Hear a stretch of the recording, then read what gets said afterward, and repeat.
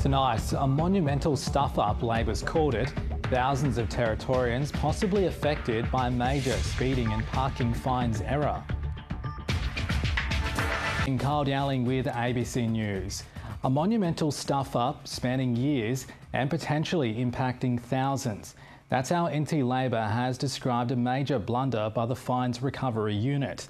The government today revealed the way it sanctioned people who failed to pay speeding and parking fines could have been unlawful. An urgent task force has been established with concerns it could lead to legal headaches for the government. Political reporter Thomas Morgan has the details. A ministerial mea culpa. It is a monumental stuff-up. We're not shying away from that. The Territory Government's Fines Recovery Unit at the centre of a fine mess. Basically, and very simplistically, the process they use in their corporate governance hasn't complied or been in line with the legislation. The government revealing today that an administrative issue dating back at least 10 years, maybe as far back as 2003, meant enforcement measures taken against people who failed to pay fines weren't compliant with the letter of the law. While fines issued were legal and remained valid, any subsequent penalties or enforcement over failure to pay was not, including in instances like licence suspensions and potentially criminal convictions.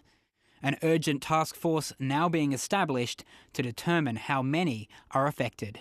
Individual people should be still seeking individual legal advice because all of their circumstances would be different.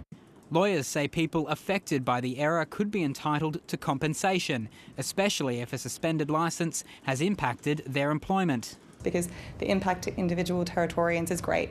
We live in a territory where you need your car. Today, Labor confirmed it was first made aware of the issue on Tuesday, 2 days before the government entered caretaker mode. I needed to get as much information because what we had in Cabinet wasn't completely clear at that point. If re-elected, Labor says it would abolish and replace the Fines Recovery Unit and retroactively validate the enforcement actions found to be unlawful. Retrospective legislation will be passed that will rectify the issue that is there, and everyone will still have to pay the fines that they owe for doing the wrong thing.